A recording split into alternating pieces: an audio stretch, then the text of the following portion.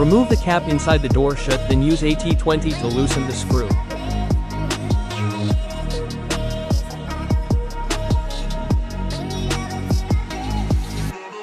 Hold the handle open and push the screw in to lock the handle open and remove the lock.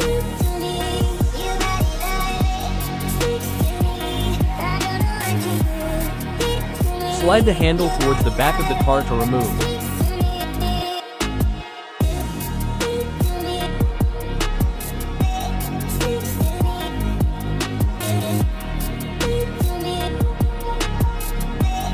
Pull the red click on the plug to remove.